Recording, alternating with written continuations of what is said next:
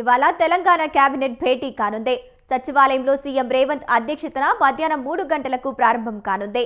కేబినెట్లో ప్రధానంగా స్థానిక సంస్థల ఎన్నికలపై చర్చించనున్నారు. స్థానిక ఎన్నికల్లో బీసీలకు 42% రిజర్వేషన్లు కల్పిస్తూ ప్రభుత్వం జారీ చేసిన జీవోపై హైకోర్టు స్టే ఇచ్చింది. దీంతో నవంబర్లో జరగాల్సిన ఎంపీటీసీ, జెడ్పీటీసీ ఎన్నికలను రాష్ట్ర ఎన్నికల కమిషన్ వాయిదా వేసింది. ఈ నేపథ్యంలో స్థానిక సంస్థల ఎన్నికలపై ఎలా ముందుకు వెళ్లాలన్న దానిపై మంత్రులతో సీఎం చర్చించనున్నారు. మంత్రుల అభిప్రాయాలు, న్యాయ నిపుణుల సలహాలు తీసుకుని స్థానిక సంస్థల ఎన్నికలపై నిర్ణయం ప్రకటిస్తామని సీఎం రేవంత్ రెడ్డి తెలిపారు.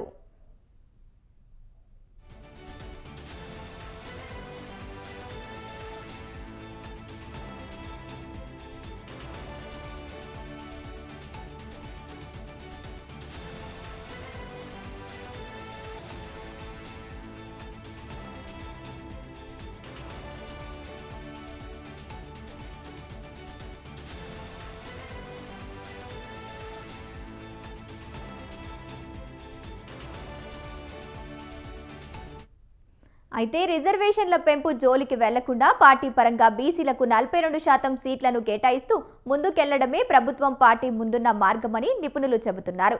కాంగ్రెస్ పెద్దలు, ప్రభుత్వ అధినేతలు కూడా ఇదే దిశగా యోచిస్తున్నట్లు సమాచారం. అదే జరిగితే బీసీలకు 42% రిజర్వేషన్లు పెంచుతూ జారీ చేసిన జీవోని ప్రభుత్వం నిలుపుదల వేయక తప్పదని అంటున్నారు. దీంతో ప్రస్తుతం స్థానిక సంస్థల్లో బీసీలకు అమలవుతున్న రిజర్వేషన్ల కోటానే వర్తింపజేసే అవకాశాలున్నాయి. దీనిపై కేబినెట్ నుంచి ఏదైనా నిర్ణయం వెలువడుతుందని భావిస్తున్నారు.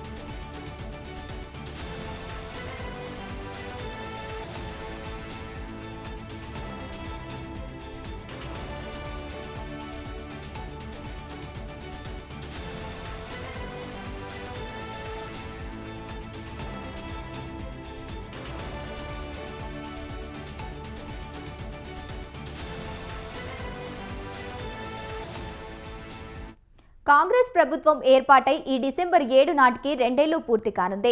దీంతో డిసెంబర్ మొదటి వారంలో ప్రభుత్వం ప్రజాపాలన విజయోత్సవాలను నిర్వహించనుంది.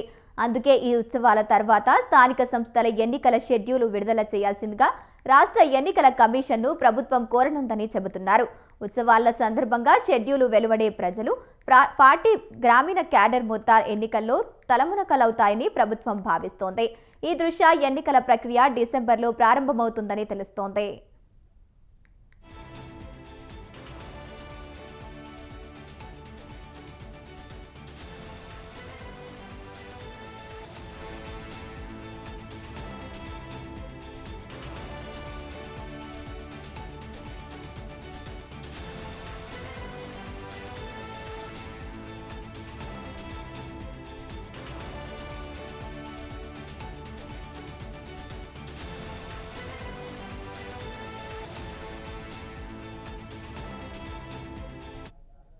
మరోవైపు ప్రజాపాలన విజయోత్సవాల్లో భాగంగా ప్రభుత్వం డిసెంబర్ 8, 9 తేదీలో ఫ్యూచర్ సిటీలో తెలంగాణ రైజింగ్ గ్లోబల్ సమ్మిట్ 2025ను నిర్వహించనుంది. దీనికి దేశ విదేశాల నుంచి 3000 మంది ప్రతినిధులు, పారిశ్రామికవేత్తలు హాజరు కానున్నారు. సీఎం రేవంత్ రెడ్డి పాల్గొంటారు. 9న తెలంగాణ రైజింగ్ 2047 డాక్యుమెంట్ను ఆవిష్కరిస్తారు.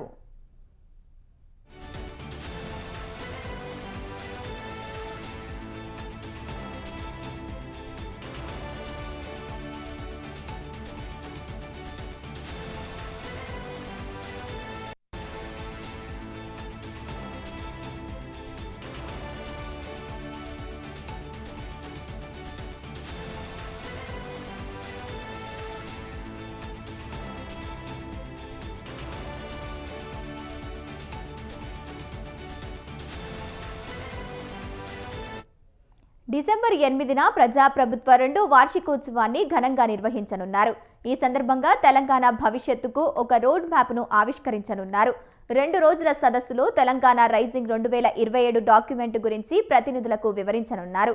ఈ సందర్భంగా పెట్టుబడులు పెట్టడానికి ముందుకొచ్చే సంస్థలతో ఎంఓయూలు కుదుర్చుకునే అవకాశం ఉంది. ఈ ప్రజాపాలన విజయోత్సవాల ప్రణాళిక ఖరారు, సదస్సు నిర్వహణ, విదేశీ ప్రతినిధుల సౌకర్యాలు, భద్రత ఏర్పాట్లపై కేబినెట్ సమావేశంలో చర్చించనున్నారు. ఇక జూబ్లీహిల్స్ ఉప ఎన్నిక పూర్తి కావడంతో ఈ నెల 14తో ఎన్నికల కోడ్ ముగిసింది.